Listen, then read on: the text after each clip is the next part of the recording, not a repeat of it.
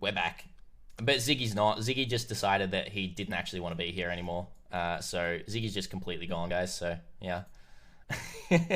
No, Ziggy's just gone to the toilet. Yeah, no, he just forgot to turn off the camera. He just left. Yeah. It's like, this podcast is horrible. I'm leaving. I'm leaving. Yeah. How's chat going? How's everyone going over there? Did you enjoy the episode? Is there anything else you want us to touch on before we finish everything up here? How are we all doing? Yeah. If you got like any more specific questions now that we actually like read chat more. I mean, I've been like kind of following. There was like lots of discussion this episode. There's way more involved. Totally. Yeah, it's good. It seems to be a topic that a lot of people are very, very much experiencing as well, which is good. Yeah. Lonix thinks it's a shitty episode. Well, you know, you're entitled to your opinion, Lonix. Yeah, that's cool. Mod's trolling me again. Or maybe you're not trolling. Maybe that's actually your thoughts. Yeah, sure. First time watching live was really enjoyable. Awesome, Venture. I'm super glad. We have lots of fun on this podcast. So, have you caught the previous episodes? Is that why you're saying first time watching live? Yeah, who knows? Yeah, just mods being mods. Yep. Yeah. You're on the WoW train, Punisher. Interesting. How's WoW holding up? I have never played WoW somehow. I don't know. Yeah. It's a game that I have just never got into. I think I tried like classic WoW, like 2 seconds or something like that. Booted it up, like, nah, I don't really want to play this. Back to Path of Exile. Oh, that's a question I have to answer real quick. Yoji, are you still going to the gym? No, with like COVID stuff, I'm not going to the gym currently. Yeah. I could, but I still pay my like monthly thing because I still want to support them because they're struggling as well, and I want to eventually return. But yeah, currently I'm doing body weight fitness stuff.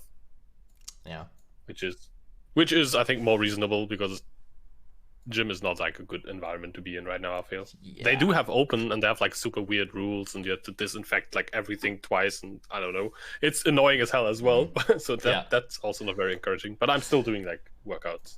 Yeah. Yeah. My excuse is just I can't go to the gym because you know I'm not allowed to. So you know. It's definitely. I definitely would be at the gym if I could. Like, trust me. No, totally. Yeah. Totally. This isn't COVID, by the way. He just Badger specifically isn't allowed. Oh yeah, I'm not allowed back in gyms. Yeah, he's been kicked out from being like. I thought I told you guys we weren't gonna get into this, but you know, I guess Two buff, not allowed back. Yeah, made everyone else self-conscious. Pringles for breakfast, by the way. Yeah, that's great. Breakfast. Man, I don't have any Pringles. Damn it. Just a couple. I already had my breakfast. I had Fruit Loops. Ooh, yeah. Well, is that really is that really better than Pringles for breakfast? No. I guess the milk's alright, unless you just had like dry handfuls, right? I know. So I've actually got like a friend that does that. It's really weird with like Nutri-Grain or something. It's so strange. Anyway, yeah.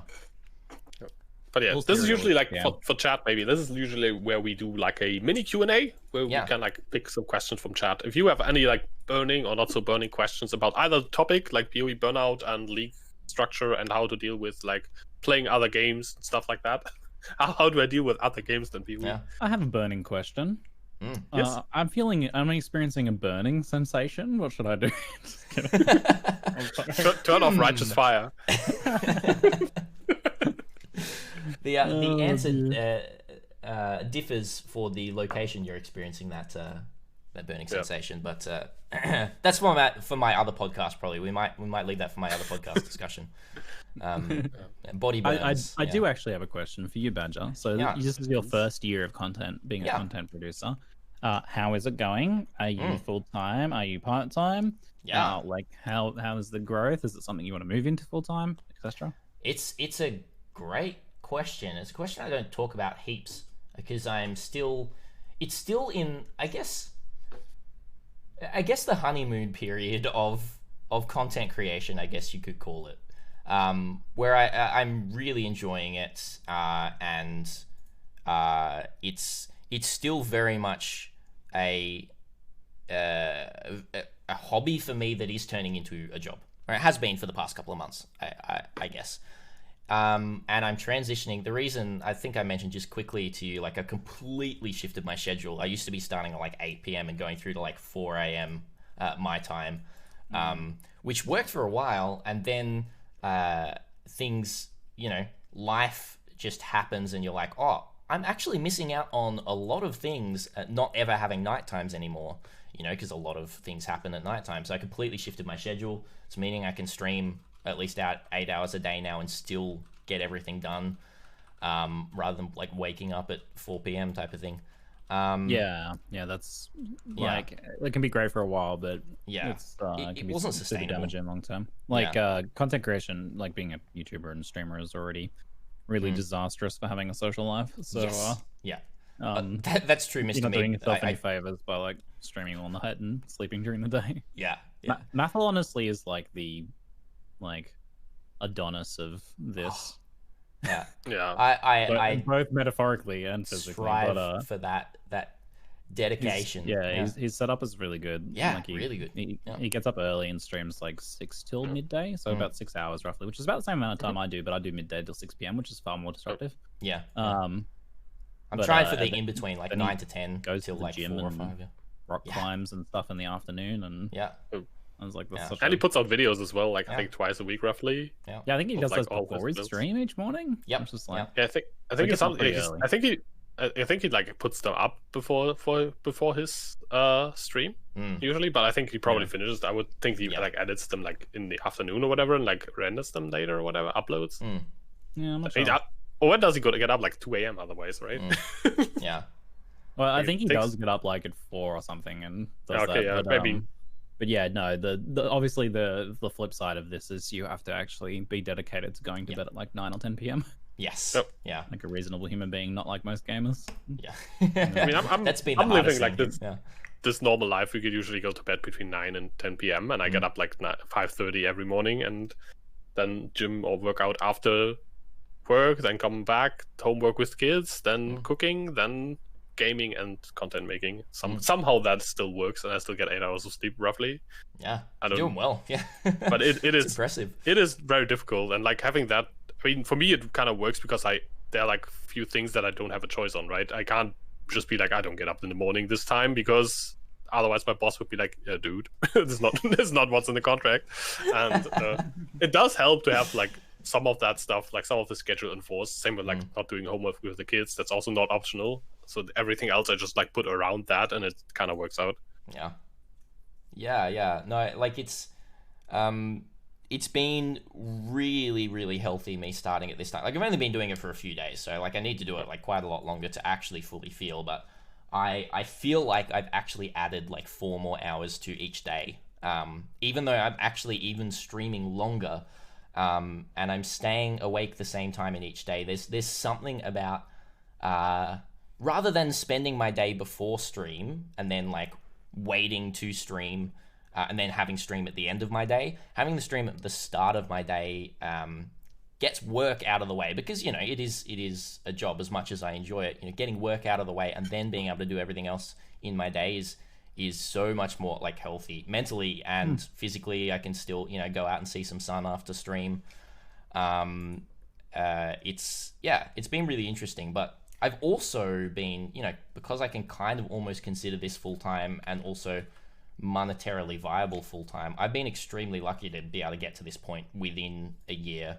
I've been streaming anywhere from 20 to 50 hours a week for probably 8 months now, I'd say.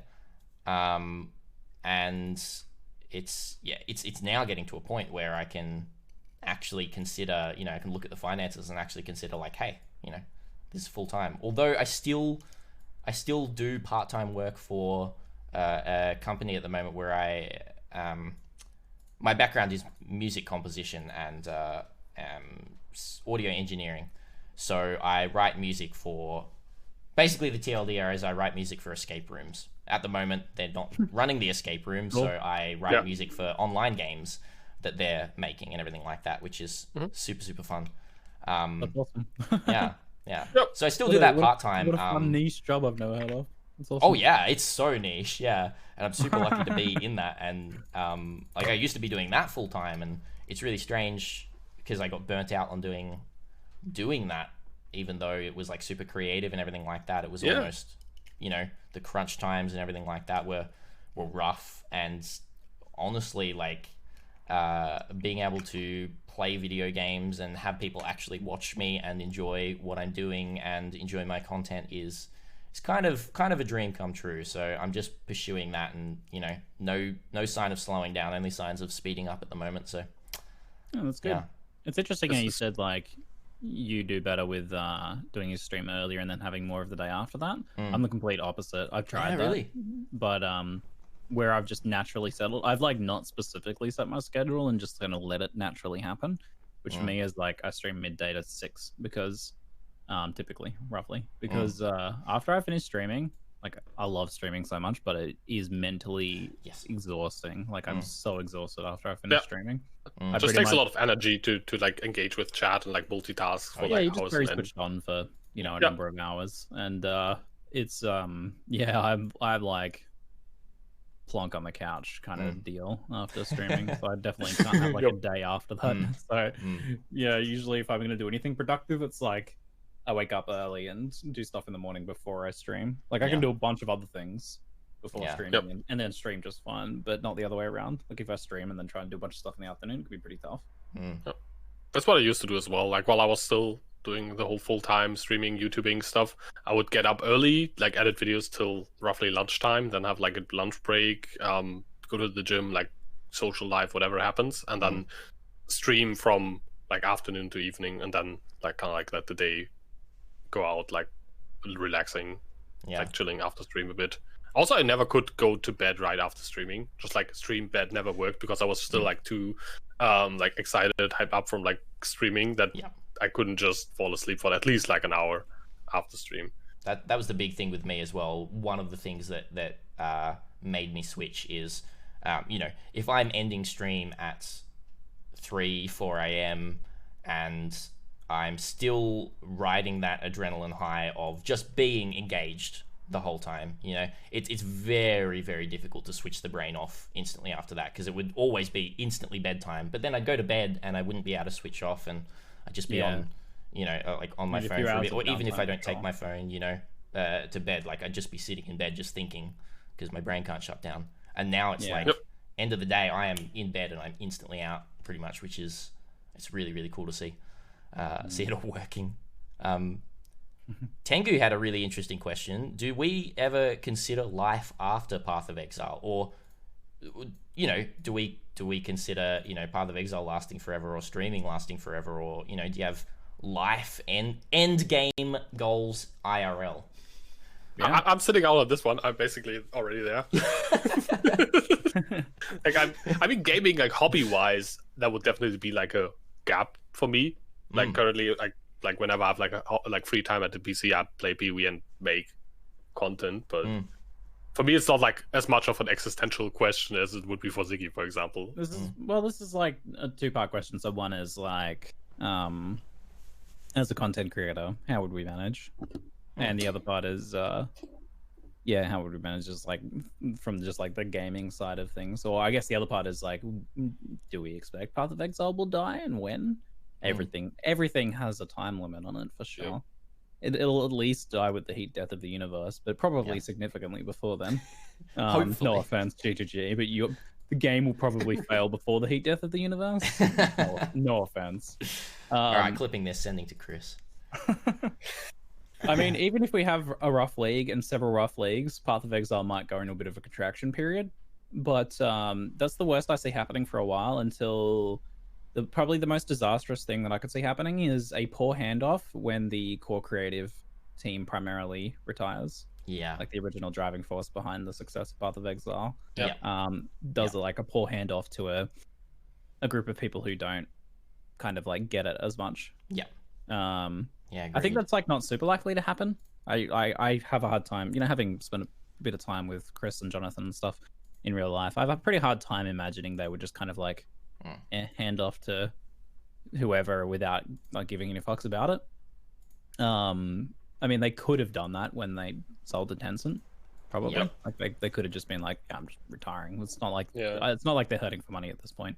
They don't have like, I don't think they shares anymore anyways, right? They're like basically doing this because they want to at this point, right? There's like not.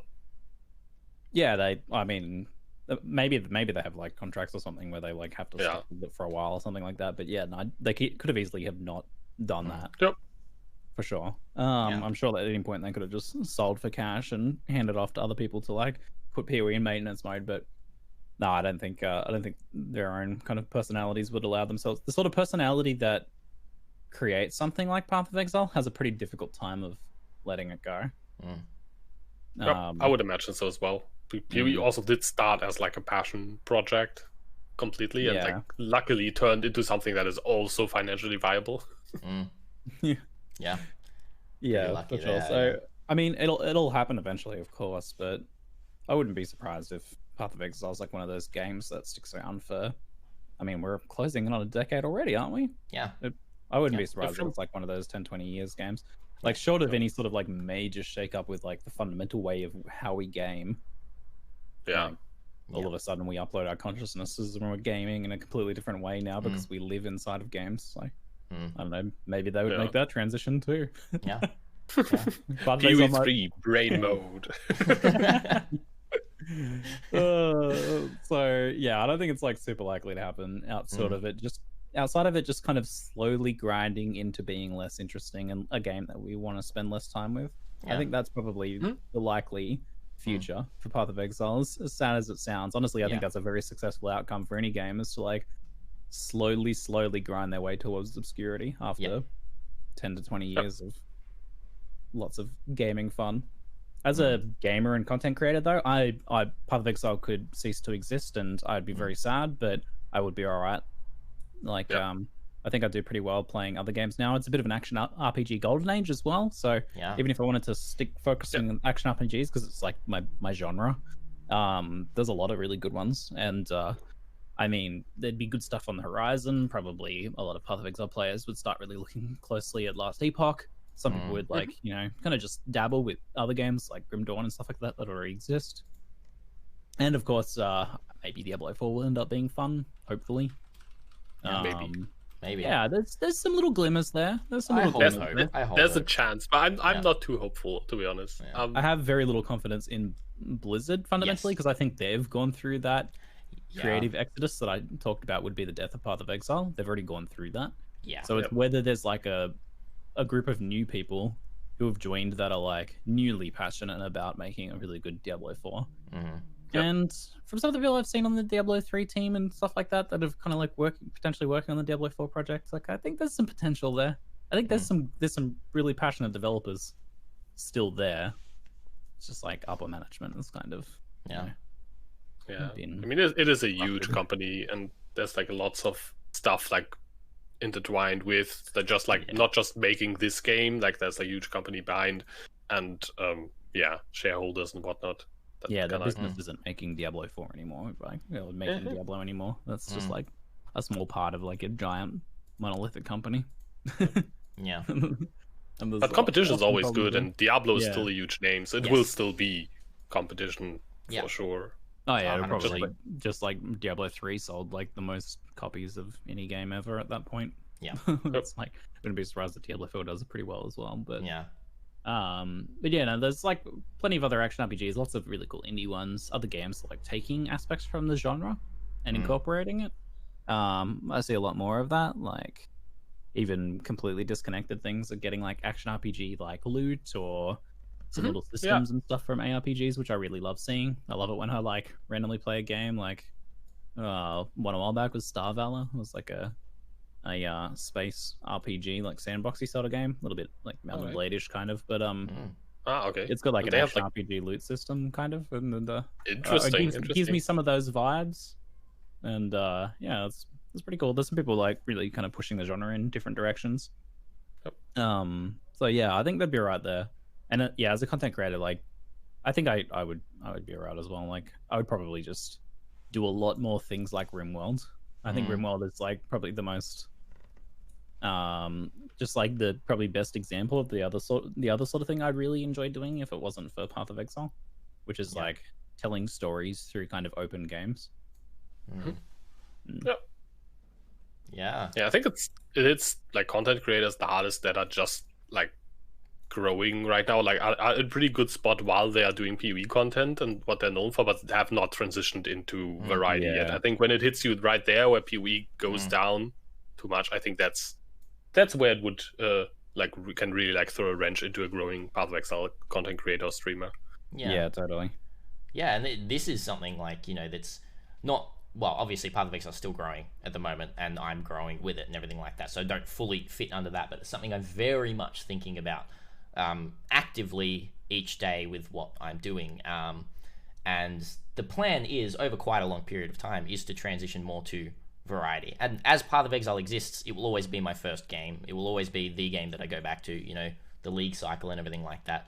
But transitioning more and building up communities more in that, and even building up YouTube content around that as well, because that's been in terms of just like analytics and everything like that, YouTube's been 80% of my growth on Twitch has been through YouTube, through recommendations from my videos and everything like that. So, you know, that's another big thing for me, and wanting to branch out there. But it's very daunting at the beginning, like literally right now on a day-to-day where I'm like, do I actually play this other game now, or try and invest some time into creating YouTube content for this game? You know, is that going to absolutely crash, or will a video do really well and go semi-viral and, you know, help my, you know, help me get viewed in that kind of scene more? So it's something I'm actively thinking of from a business perspective as well. You know, what do I do to protect myself, I guess, from a game ceasing to do well, or viewership starting to drop and everything like that? You know, it's not something I see happening to PoE anytime soon, but it could. But also, you know, the more games that you play and the more variety that, you know, you do, if you get past a certain point, you know, it just creates more growth as well. Even if you lost every single like when you're in that point of being a content creator, even if you lost every single viewer, like you could be very bummed out about that and basically just quit, because it's like, you know, it would feel like you lost everything. But if you've already got like a proven template that worked in the past, you can apply that to future things. And that's what that's like always been my kind of like positive outlook on things. It's like, people ask, what if Twitch disappeared? What if Twitch failed? And I'd be like, I mean, I just, or like, even if Twitch and YouTube disappeared, I mean, there would still be, people would still want to talk about and spend time with people playing games. Like there's the older brother thing, like the younger brother watching the older brother play games, right? That is like pervasive. That's, I don't think ever going to go away. Yes. That like human connection over things we enjoy is never going to go away. There's no reason I can't apply, you know, what I've done in the past to things in the future. And I'm sure you could do the same thing. Super good point. Yeah.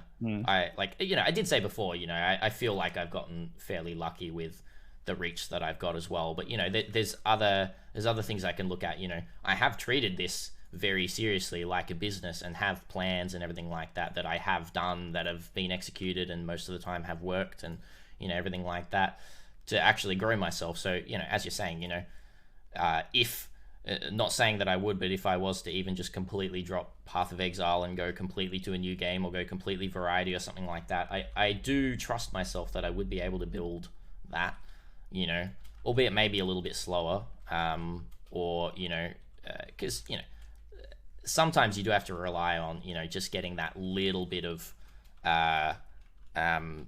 extra reach from some sort of video or clip or recommendation, you know, from someone bigger or anything like that. You know, that's something that can really help boost, and that's what's helped me in the past. But yeah, Lil Richie was asking about advice for people that want to start streaming PoE. You were kind of talking about it, Badger, but Twitch has almost no discoverability now. Like in the early days, if you were just on Twitch, you would become successful. Like that was basically all it took, as long as you weren't like completely obnoxious. And even then, well, we've seen that can actually do quite that can well, also be a thing that works as a thing you do. But so you need some form of discoverability. YouTube is probably the most tried and true version of that. That's the most, I would say, the least RNG, I guess, is YouTube, because you can make content that people search for, where that content doesn't exist, or you can make better content that better fits search results even when content exists. And even in PoE, often remake outdated content that no one has like talked about in a while. Yeah, because update stuff. For sure. Yeah, it can update stuff, make like an updated guide to X and Y. Yeah. Honestly, there's like a huge amount of content that can be made for Path of Exile right now. Like, especially if you're talking about potentially updating stuff. Yeah. Like a lot of the stuff that I made that I initially grew my channel with is very outdated now. You could remake my... That's what I was thinking about as well. Yeah. I mean, just remake a survival guide or whatever with like current If you want to steal all my content, go for it. Like you can go back to like the early days of ZiggyD, see what worked well, and just remake a lot of that. And there's it would still work, It would work, yeah. I mean, I could remake my own content and probably grow a bit off of it. I just need to get around to it sometime. The other thing though is, so if you don't want to do the YouTube discoverability route, or if you want another thing, the only other thing, like if you're doing purely Twitch, is basically to... There's just so much luck involved, but the fundamental thing is having a project, a reason why people, when they see your stream the first time, want to be like, this is interesting, I want to check in tomorrow to see how it's going. So having something that you're doing that has a continued story for people to come back to is the hugest thing for growing as a streamer. I built my YouTube and I built my streaming off of that initially. I'm very lazy about it now, and I don't have that. I can just, but I have that luxury, right? I can just jump on and stream. I've already put in the work. Have like projects. I want to get back to doing more of that just because I think it is interesting. But it's also fun to do. So exactly. It sets goals. It's entertaining. It creates story threads. But yeah, you need that. And then you basically have to hope that someone else takes notice and takes pity on you and hosts you, and that actually gains any sort of traction. But in order for that to actually, in order for that to actually have any effect, though, you have to have a project in like in the middle. This is like works scales at all sizes too. It's like when someone clicks on your channel, you need to be in the middle of saying something interesting. They need to click into your stream in the middle of a sentence. Where they hear the end of the sentence and they're like, wait, what? That's interesting. Because attention span's like 10 seconds. So So what we're saying is no punctuation if you're streaming. You don't even ever finish a sentence. When you're first starting, you basically want to be constantly saying something interesting. It's half a joke, but also half correct. Like, if you've got 0 viewers, the best thing that you can be, it feels like, there's no one here, let's not talk. The best thing that you can be doing is just not shutting up. If you react to people after they say something in chat, when that rarely happens, it's too late. It's funny also, though, because the next part to that is like, after you've achieved that, you then need to work on undoing that damage. It's like I talked non-stop earlier, and now I'm actually working more on like pausing, because the power of the dramatic pause, of pacing your speech, of sometimes allowing silence on your stream is how you take your stream to be a lot better quality later. That's something I'm working on like over the past few years, like stopping talking so non-stop, because I always talked just non-stop, and it worked really well for me in the early years, but now I need to go for a higher quality stream instead. I actually, while I was like still streaming a lot, I got the obnoxious thing that I, even in IRL, I would sometimes narrate what I was doing, which is like the most obnoxious thing you can ever do. My roommate called me out on it, like, you're streaming again in the kitchen. Like, I was so sorry. Stop streaming what you're cooking. This is a quick question, because this has happened, I think, once to me, and I was quite ashamed of myself, but have either of you ever used any let's call it Twitch speak in real life, unironically, accidentally? Nah, that's pretty dance game. I would never do that. I have let a poggers slip out. Usually I'm talking to Amy, but it's in public, and then I realize other people can hear me. Yes. Yeah. For me, I think I'm a lot more safe from that, because in IRL I mostly speak German, so I have to actually switch language, and then also putting like emotes into like while switching languages doesn't happen as like easily and naturally, but it has still happened. Like when something exciting happens, like, oh, Pog. I would love to just hear like someone speaking another language and then just a pog in the middle of the sentence and then speaking the other language. You know, like when another language another language just uses like English words, and then you hear like most of the sentence, and then like very overt, out of place seeming English word rest of the sentence. It'd be like that, but even worse. I mean, it does happen. Like if you, I sometimes watch German Twitch streams as well, and they actually still also use the emote names as well. Like they will also say like, "Well, that's PogChamp," but just like in German, like, "Oh, das ist so Pog," and they're like, "What the hell? What's going on there?" It sounds even weirder though, because it's like the most emote names are English, and then it's like gets completely into like German English intertwined version. So Pog. Like this pug with the little dots above the umlaut, yeah. It's Pug. Pug. Pug Trump. Pug Trump. Poggers actually works really well in German. This sounds like a German word. Yeah, true. Oh, that's so good. Yeah. Any other questions we missed or anything else we wanted to talk about on the content creation or I wanted to add like one thing about like how you can actually become someone in the PoE community without like YouTube or streaming, and that's I think something Enki did. If you have like a really popular guide, you can kind of like create a stream off of that.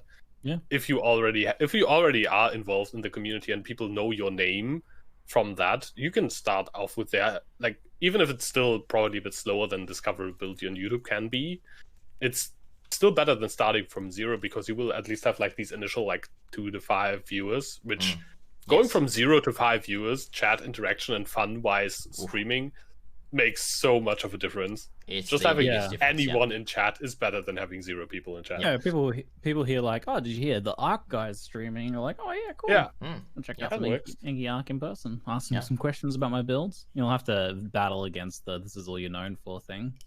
But I still get called like the guy who made the EK build, or like EK. I was like, dude, I haven't played EK for years. Yoji's a trailer guy. The trailer guy can relate, and the headhunter guy as well. So yeah, you did the same thing, Badger, with your headhunter thing. Yeah. At the beginning, like that's slowly. I'm not really getting too many people noticing me from the headhunter stuff now, but at the beginning, it was the same thing. You know, like the literal first time I streamed, you may relate, Ziggy, as well in terms of Australian internet and everything like that. I had some pretty shit internet. I didn't have NVN, anything like that. Pretty bad ADSL connection. So it was 480p streaming. But the first stream that I did from the Road to Headhunter, I had like 20 viewers, and that was crazy to me. I was like, why are you people watching me? I think I actually asked, like, can I actually just ask why you're watching me? Like, this is the first time that I've streamed. And it was really interesting. Like, they were just like, hey, you made some really cool content and we want to check you out, you know? And then it dipped from there. You know, it was the initial hit of people coming over, you know, and then it dipped, and then it just slowly started rising as well. But I never had a 0 viewer stream, which is why I say I'm very lucky in that regard. Like, it's always, skip that. There's always been someone there to talk to. That. Yeah. Don't get like so many. I read like the like Twitch subreddit and stuff like that. And it's so depressing because so many people are stuck at that like zero to 1 viewer count. And it's like they don't realize the 1 viewer is themselves watching their own stream. Yes. Yeah. It's like you want to do everything you can to skip that. Yeah. Anything you can do to skip that, because there is like 5 viewers is enough to have fun. Yes. Yeah, there is no way to get out of that 0 to 1 to 2 viewer bottomless pit. If you're just on Twitch, it's 100% luck. In my opinion, like that's pretty much how you can treat it. If you're only streaming on Twitch and you don't have reach out on any other type of social media or any other type of content, whether it's YouTube, whether it's forums, whether it's anything like that, most of the time, like, it's going to be luck if you do grow from there. Like, you know, that's kind of as blatant as I can put it, I guess. It's my thoughts on it, at least. Yeah, five viewers, like Yoji says, is enough to be able to have a bit of a conversation occasionally in chat, and it's also enough to, in non-peak times, maybe get you into the bottom of the first page on Twitch, which is all anyone ever looks at. Yeah. Depending on the game, of course, but yeah, depending on the game. Not in like League of Legends or whatever, but or whatever. And once you're there, you are also a host target for other people who are like, oh, there's like someone there, and especially if you have like a camera and your stream looks like decently set up, you're like, oh, this guy looks like he's just a bit unlucky with like his 5 viewers, and you might like just toss him a host at a random day. Yeah. What I used to do. I'm always looking for like the lowest viewer person I can host when I'm hosting. But I am unwilling to gamble on someone who has 1 to 2 viewers, even though they're the people who might want it and need it the most. It's just like, I don't know what could go on. I don't want to send my viewers to something that, you know. What if they put a gigantic penis on the screen as soon as I host because I don't care about the channel? What have they got to lose if they want to troll? But it's more like but if you have like 5 viewers, you might get hosts from someone with 20 viewers who is like not as as involved. That kind of helps. Then once you get like your 20 viewers, you get maybe someone hosts you with level like 100 people or whatever, or like 50 people. That sort of collabing stuff back and forth works at your level of viewers typically, and but it's like to zero impact if everyone at your level has no viewers. So it's but if it's the same 5 viewers for everyone, then it's a bit tricky. But I mean, it all just comes back to the do whatever you can to skip that completely. I mean, I did as well because I already had a successful YouTube channel on in Path of Exile years before I started streaming. So skip that whole thing. So if you can do something to skip that, do it. Something I did is I was like already quite involved in the community. I was like moderator in some like chats and whatever before I started actually like making content as well. And once I put like out my like first few videos, some of the other streamers like I think Pause noticed, and Zeno as well, like because I was very active in the chat there as well. They were like, oh yeah, did you make that video? Is that the same Yoji? I'm like, yeah, that's me. Oh, that's cool. Like they gave me like a shout out just like without me ever asking, just because I was already involved in the community and they recognized the name. And that kind of like worked out. So when I first put up my stream, I actually got like almost instantly hosted by like Pause because she was just quitting stream at the time, and then I had like initial like 10-15 viewers, and that's as I said, is all I needed to like get going from there with conversation and interaction.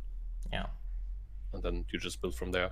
If you want to be really cheeky, find your like, once you're like going a little bit, find your nearest competitor. It's not really exactly the right word, but the person who's like most alike you. So for me, that'd be Mathil probably, right? And then start streaming an hour before they typically finish. That does really work. That's a good strategy. Like I'm a little bit late on it just because, like I said, midday is the time that kind of just works for me naturally. But if I wanted to be smarter about it, I would always stream an hour before Mathil finished. And regardless of whether he hosts me or not, it's like there would be like the most overlap there. There would be lots of Mathil viewers being like, oh, who else is there to watch? Like no matter who he is, right? And there's like thousands of people like streaming off. He's in the middle of something interesting. Exactly. That's the cheeky thing to do, but it's honestly a very good strategy. If you that's kind of like what I used to happen to me on League Start, because in Europe, League Start is usually like 10 p.m. and I wouldn't screw over my schedule. Like even while I was streaming and working, I wouldn't screw over my schedule for it. So I would stream for like 3 hours before League Start, usually, like to get some streaming time still in. And then there's basically no one on 3 hours before League Start. So I would have like all the people. Then once people started showing up, people would leave. I would stream like 3 hours, go to bed, and once like 8 to 10 hours later, when I come back on, everyone was like just about done because they've been streaming for like 12 to 14 hours. And I would get like all the hosts and all the random people coming on because everyone was quitting. And that's like a 4-hour period where all the races are in bed, like do like super short sleep or whatnot. And that did actually work quite well. Like, and I realized that was actually a good strategy and not just like me being like, damn it, I can't play as much early as I want to. And that always ended up being way more useful than I actually thought it would be. Yeah, it's true. Jackson asked what motivates one into content creations. I don't know what your answers are, but that's tricky. For me, it's like really weird because I've very rarely felt motivated to make content for anything except Path of Exile. I've like not had many games where I was passionate about to actually feel the need to make content. I think the only games I made content about that were not PoE were like mostly Dark Souls, because I really love those games as well. And that's why I've always felt like if PoE, like what you talked earlier, if PoE ever like went out of fashion, stopped existing or whatever, I don't really know if I would keep making content at that point. At least not as frequently. Maybe like make like a video once a month about a game I played or whatever. I just like to have something else to do because I enjoy making content in general. But for PoE, when I don't make PoE content, when I took a break like for almost a year, I felt really bad about it. I never had that about any other game.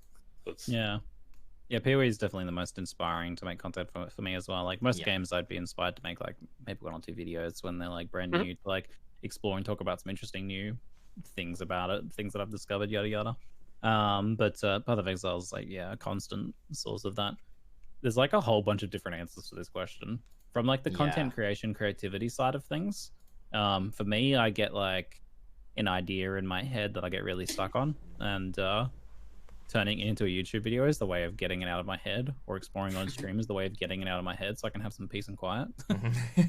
So that's one thing. The other thing is like I never really had anyone throughout a lot of my life to share things that I was really excited about, and like the culture where I grew up was don't be excited about things or don't be interested in things because that's lame.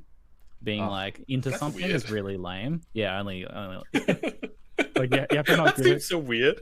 Basically, where I grew up, all you had to do was like not give a shit about anything and smoke pot. That was like the thing to do. So to be interested in something and be enthusiastic and excited about something was something I had to suppress to fit in. So sad Ziggy stories. Sad Ziggy stories. Do you know the goth people from South Park? That's kind of like what I imagine that to be. Like from they just like hate everything. It's like, he enjoys something. It's just bogan Australia, honestly. Yeah. Really? It's you actually can be like slightly enthusiastic. It is about the culture. It's fine. It's just Australian high school in general, I think, to be honest. In any it sort actually of like is. It's a massive problem with the Australian culture. I think it's slowly been getting better, and it's been very different. I grew up in Tasmania, so like that was like full blown down there. Like no one was interested in anything. I was interested in music, that seems so weird. And therefore I was the most interesting person within a large group of like a social circle and everything like that. Like everyone was not interested in anything, and that's the culture. That's what everyone did, and I'm sure a lot of people are like myself. Like I was. It's not like I'm unique or anything. It's just like it's just the culture of suppressing it. Yes, and not sharing. Exactly. That's not being open and vulnerable. I guess. The culture of suppressing. Yeah. If you share your enthusiasm for something, you're vulnerable. Yes. Yeah, that's true. Because someone can target that and make fun of it. People can target it. Put like basically target that thing and like take you down with it. So like that's shit. So you're shit too. That's kind of like exactly. It's I talk about this a bit on stream when people ask. But the tall poppy syndrome, have you heard of that? Yeah, I've heard that one. Like whenever like Australia is mentioned, like culturally somewhere, like documentation or whatever, that's like always comes up, which is like maybe it has to do with that. It's kind of the dark drawback of the Australian kind of chillax attitude, which is pretty friendly and easygoing a lot of the time, but also this is the drawback of it. But it is getting, like Badger said, it is getting better in some areas. I know my younger siblings on my dad's side went to school in a different place, and effectively a different generation. And their like school experience, from everything I've heard from them, is really positive, and everyone's like keen and friendly and supportive of each other, and they're really enthusiastic and stuff. Like it's kind of like the rise of the nerds era. I think it actually is changing. So I'm happy to hear that at least in some areas it seems to be improving. So, but anyway, I guess the whole point was like streaming and making YouTube videos for me is a chance to be as enthusiastic as I want, and even if some people are like, oh my god, this guy's way too into this, or too cheery, or too saccharine, or some, whichever what I've been called before. Those people just leave, and then other people who are also into that and into it will come find me anyway. There's like just an infinite pool of people. So I can find people that are as enthusiastic as I am about dumb shit that I'm enthusiastic about. I'm not afraid to like geek out about Warhammer 40k or Path of Exile or something like that, because there'll be some people in chat that are also really into it, and when they sometimes even more so, and you're like, okay, I thought I was crazy, but you guys make me feel a lot better about myself. Thank you. And when I say that, it makes me so happy. Yeah, I can be myself. Cool.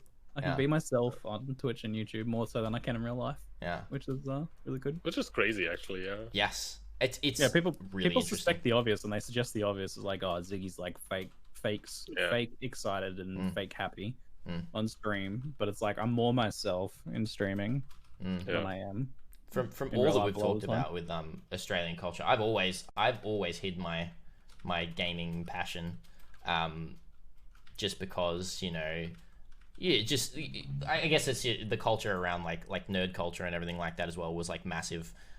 Well, the culture wasn't massive, but it was massive to kind of look down upon it back in Tasmania at least as well, and has been in Australia in general and everything like that. And I'm embracing it more and everything like that now, because, you know, I can, and this is what I'm doing, and I can kind of be like, oh, someone asked me, what do you do for a living? Oh, I stream video games. Like, oh, that's kind of interesting. And I'm like, yeah, and it's like a full-time job, and I'm making money off it, and this is actually a job. Like, I actually like look at them. I try and make a point of like, you know, I can see in your head, there's almost everyone you talk to about it, I can see in your head that you're actually gamer. Yeah, you're actually, what you're thinking is, oh, so you're just one of those lazy gamers. Exactly. So I make a point of like, this is a legitimate job, like not being forceful, but like weaving it into conversation and trying to break that cycle of, you know, that kind of lazy gamer cycle. And I'm like, this is actually a job, and I treat this with more kind of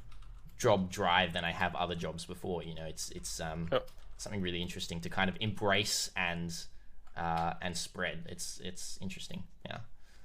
Something I love about Twitch is it does what Ben just said in chat, and found my people later. It's like, find your people. It's like totally. You attract people who are like what you do on stream, basically, and you naturally build like a community. If you unless you of course like are super fake, then you find people who are like your fake personality or whatever. But if you are just like who you are, you will attract people who have similar interests and like that attitude and that similar stuff naturally. I mean, you have to kind of like moderate a bit, but overall that's usually what happens. That community will grow around your content and the type of content you enjoy making. Yeah, exactly. Those naturally will be people you usually would like to hang out with, at least if you're like not super unlucky, I guess. Yeah, it's good. And that's one of the upsides of in real life making content. Like if someone asks me if I game, I'm just like, I play video games on the internet, and I love it. I don't really care I don't really care what they think about it now as much as I would have in the past. I mean, I'm 30. That's what they say. You stop giving a fuck when you turn 30. So maybe it's that. But I also think it's like confidence in what I do and having other people who are enthusiastic about it. I can, you know, I can be like, I don't care if you're not into it or you think it's dumb. I know a bunch of people who really also enjoy it with me. I've had a lot of like IRL friends also ask me a lot about like all the YouTube stuff, because it's like a pretty big hobby, and I like put quite a bit of effort in it for a hobby, I would say, because it's not like my full-time job. I mean, I do make enough money from YouTube still, and like I made merch recently, and it sold way better than I ever expected. It was just like a fun meme thing. Yeah. I put like some dollars that I pulled from Patreon and put it on like Fiverr. Had someone create like a funny cartoon Yoji and put it on a shirt and a coffee mug, and people were like going crazy about it apparently. But in general, it's like a few $100 here and there. It's like kind of nice to just have extra on top of what I plan with, because I make a point of not planning with the money I make off YouTube, because it's like kind of fluctuating as well a bit. And it's kind of like found money. You know how when you find money and you don't treat it as if like, I'm gonna put that in savings, like, oh, free money, I'm gonna buy something with it. It's kind of like how I treat it. So it's a bit nicer. And I also reinvest it into stuff like a better camera, and so people actually who support me get something back, kind of like that. But I get a lot of questions from IRL people like, how much money do you actually make? How like could this turn into a job? And I was like, yeah, it actually used to be my job for a while. It did actually pay my rent back in the day. And they're always super surprised, which is kind of interesting. I mean, people know that there's like influencers now and people who make money off of this, but that you can actually like do it yourself seems weird to people. And they always ask like, oh, I want to start a YouTube channel. That's also something I get. I want to start a YouTube channel. Like, what do you think I could do YouTube about? I was like, how do I know? Like, I always tell them, you kind of have to find something.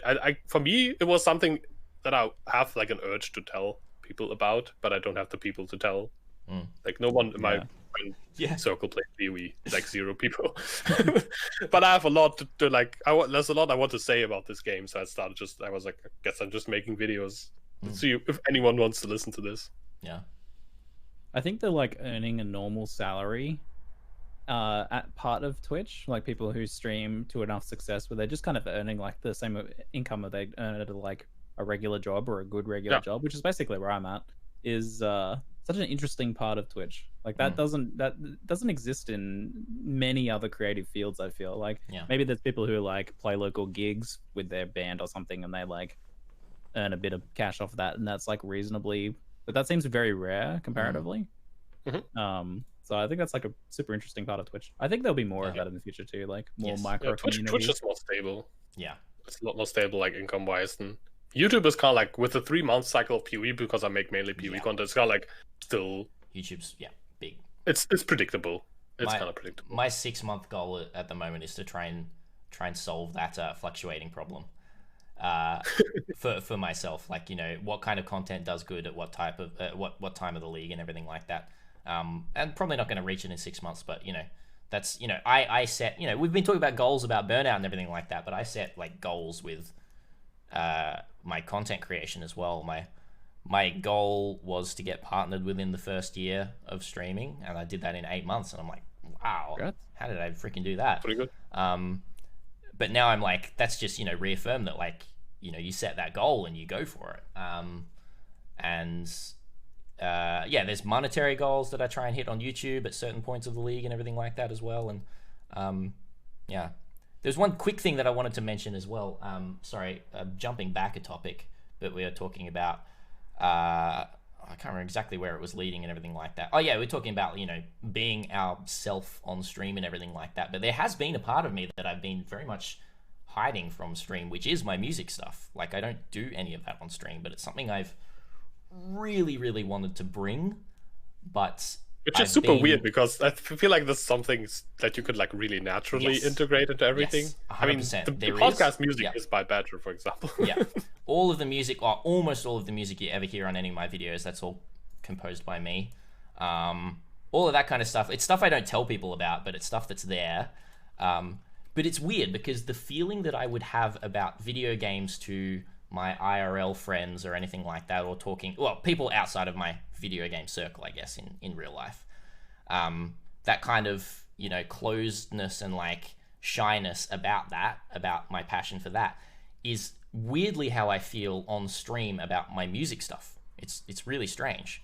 There's been a music stream sub goal that I haven't done yet, and I feel really bad about it. It's been about 6 months since I reached the sub goal, and I haven't actually done it. And I need to set it up, and I need to start doing it, and I want to even do it like once a week or something like that. So I keep getting bugged by mods about that, so I need to do it. But just do it, dude. Yeah. No, I really should. There's this weird boundary there. I don't know. It's really strange. I did some editing streams, just like editing my YouTube videos, and people loved it. I do that all the time. Like I don't. Yeah, I don't mind doing that. It's something about mixing these two. Coding loot filters, and people love that. So yeah. It's something really weird about mixing these two very different parts of my life. Nerds. Music nerds coming through. Video nerds, coding nerds, all nerds, bunch of nerds. Yeah, it's awesome. It's really interesting. I think people would love that if you did like composing type stream where you just like put together some music and whatnot. Yeah, there will be a music stream. Like it's going to be a PoE based music stream. Like I'm going to mix both. Like I've actually got a project that I've been working on for ages, which is a project with Cassia sound files and sound bites, because she sings and everything like that. So kind of composing music around her raw files, which is really interesting and fun. But there's just something, you know, I guess I needed to hear that, Ziggy. Just do it, you know. There's something there that's just like, no, I'll just play PoE, you know. Stop being lame and not doing it. Yeah. Oh no, I'm lame. Oh no. Yeah. I don't know. What's all this coffee machine business? I keep hearing about coffee machine for mods. Oh yeah, just mods don't have their own coffee machine, and they've been like... rioting about it for a while now. Machine in the mod chat, like workers' rights, unionizing. Yeah, mods are unionizing, and this.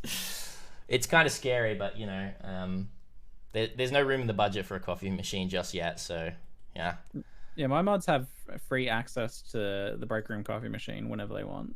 Well, it just so happens that doesn't it just get dirty like all the time though? Because there's heaps more people using it. Like, no, so far none of them are taken up on the offer. Oh wow, okay, yeah. I mean, but they don't know where. If they happen to be in the neighborhood, they could theoretically. Yeah, if they were in my house, they'd be free to use the coffee machine. Yeah. ZiggyD, you hiring? Yeah, one of my mods wants out. Yeah. That's fine, I mean, Lonix. I don't care. In the same vein, I could probably at some point do like a chemistry stream. I've always wanted to do like some fancy stuff, but that is really difficult to set up. I would love a chemistry stream. Yeah, there's a lot of like YouTube is full of like really awesome like science experiment type stuff. But it's so much work to set up the production for one of these things. And even if you do it like at home, finding like an experiment that does not like, I don't know, color the walls weird or set off the fire alarm. And that's a lot of other stuff. Set off poisonous gases or like leave a weird smell. That's like a lot of stuff that security wise it's a bit tricky. Yeah. But maybe do like an outside type deal at some point. Maybe. It's tricky though. What's up? I'm Yoji and I'm here to make some mustard gas. Maybe not start with that, but maybe like glowing dancing gummy bears or something like this, like the classic stuff. Oh man, dancing gummy bears. It's like a super classic. I've never even known that. Like chemistry like experiment to show off, where you put like a gummy bear into like a reaction tube and it just goes to and starts glowing. Oh, cool. Do that. That's cool. Awesome. Yeah. That's like one of those like it colors the ceiling weird. Yes. Yes. At least my music doesn't color the ceiling. That's helpful. It's a hobby that rarely does. Yeah. I imagine that. Rarely does. If it does, it's like something's going wrong. Yeah. What was that New Zealand dude that carved wood on stream and got the PM to visit him by refusing donation? Yeah, true. What's his name? Just that very wholesome guy. Wood or carving? Brox, yeah. Broxer? Brox? Brox, he's live right now. He's live right now, apparently. So see you later, everyone. Let's go to Brox. No. Yeah. It's true. You know, that's just it's another thing to, you know, do what you love. You know, share what you love. Share your passion. If you're looking at content creation, you know, Yoji talked about, you know, people asking the question, you know, I want to make YouTube, but what should I make it about? If you're asking the question of, you know, what should I make YouTube about, then maybe it's not, you know, maybe you have to find that question yourself first. You have to find that content that you just you like so much that you can't help but talk about. That's the other part of the like answer to the question of like why do I make content is you kind of also have like, I think you need to have a need to do it because there are some aspects of it that are like really not conducive to being happy and healthy. Yes. And to like do like full-time YouTubing and streaming and whatnot. Yeah. So you have to have a real need to do it, I think. Yes. Like a real need for that outlet. Yeah. For me, it's more difficult to not make content than it is to make content. Which like if I as I said, I did take like almost a year break where I made like one video a month, and that was really horrible. Yeah. And even those one video a month I was really pushing it, like trying to find the time at the time but I had to make something. Like at least the trailers had to be put out. Yeah. it felt so bad. They didn't stop. So good. Yeah. Yeah, I noticed I like actively feel more and more shit until I make a good video that I like really satisfied with. And then totally. For a while. Yeah. And it's probably not healthy, but that's how I feel. Yes, well. Yeah. And even if I do like filler content for too many videos in a row, and I'm like I want to make something like really good now. Yeah. I'm also a terrible employee. I can't handle working for other people. Oh yeah, I'm the same. I'm not. I'm actually not. I don't have a problem with that. It has to be like a position that is interesting enough and engaging enough, and we have enough like freedom and decision making room where they've like got like a bit of leading position kind of type of deal, like an R&D position. Yeah. Which stuff that I've worked in before that works, but just being like the guy who does what he's told, or like doing checklist work. I can't do that either. That doesn't work. I have to have like some projects I'm working that are interesting.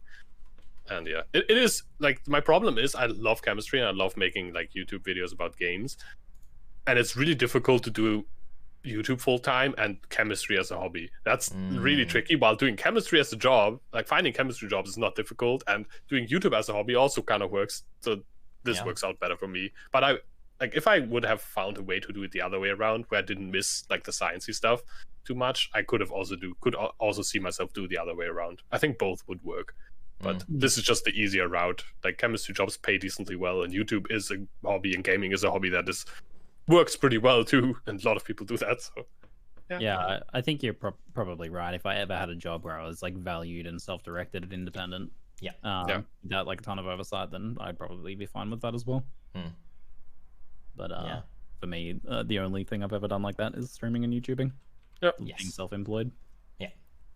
I very much thrive on being my own boss, and like I've had jobs where there's zero motivation, because because of lots of different things, but mainly because I'm working under someone and I'm being directed to do certain things. There's so much self-motivation in what I do, but if I feel like there's someone above me kind of directing that, then it's kind of just like that self-motivation just goes away. Being my own boss is like really my regardless whether it's going to be streaming for the rest of my life or music, I still don't know exactly what even the next 10 years is going to look like. If I do music stuff, like I'll pursue being my own boss, whether that's music teaching or later in life, being an old 50-year-old music teacher sounds fun, to retire on and teach people teach people music or something like that, or like online stuff or anything like that, or streaming music, composition or anything like that. Like wherever it goes from this point, I think I've made the decision that like I will always be my own boss from this point on, unless something crazy comes through. It's probably going to stay like that, I'd say. I reckon I could be a teacher. As long as I could avoid like politics. I know quite a few teachers, and some of them have to deal with some like terrible school politics with other teachers and the staff and stuff like that. As long as I could avoid that, because I hate that. Oh my god, I hate that. But I would love to see Ziggy as a math teacher. That would be hilarious. Ziggy math. No, not that one. Maybe for like primary school or something. Legendary Ziggy math. I could do like pluses and minuses. What are those other ones? Yeah, they're called the minuses. That's right. Yeah. It's all about plus for me. It's always about going forward. I don't even think about those minus fractions. The minus fractions, yeah.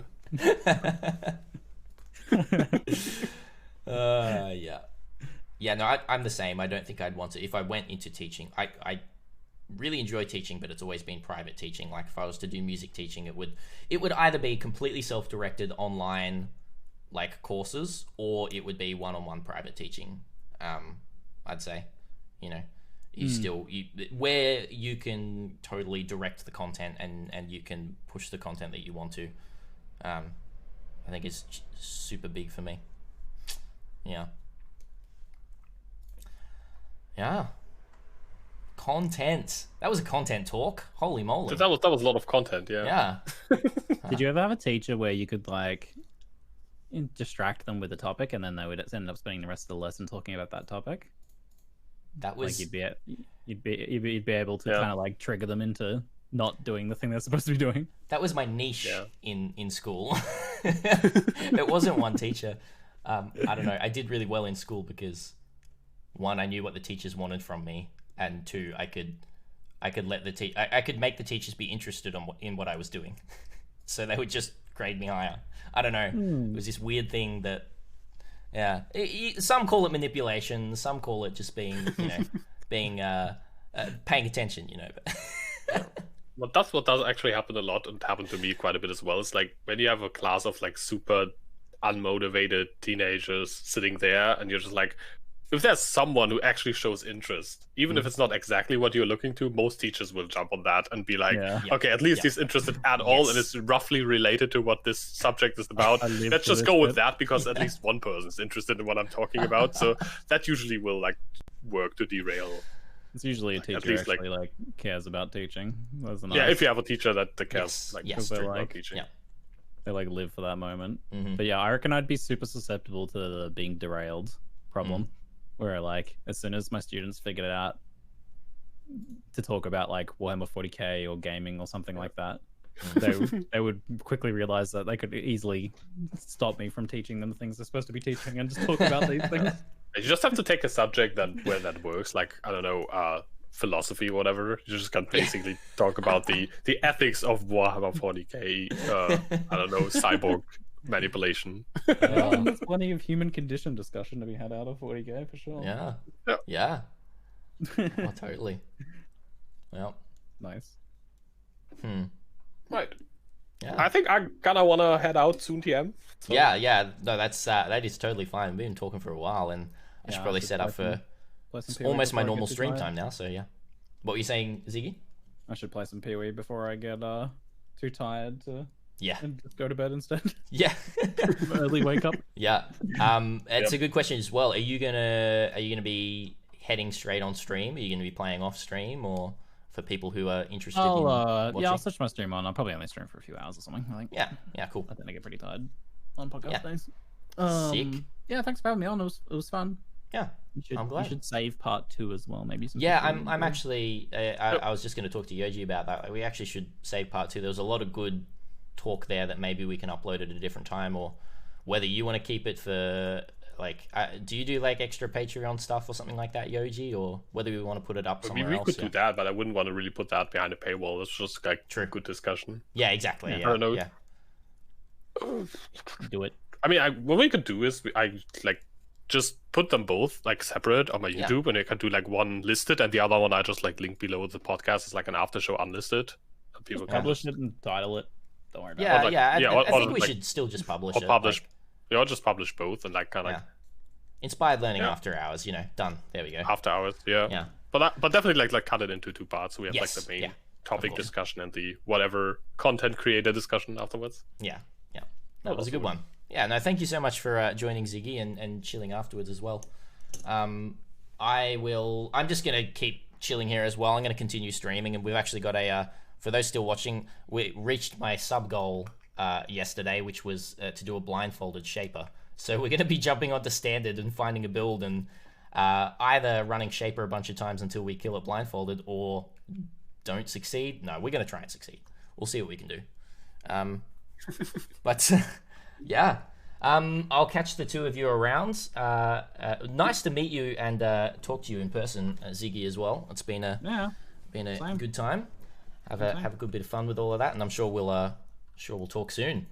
So thanks very much. No problem. Yeah, thanks for coming on.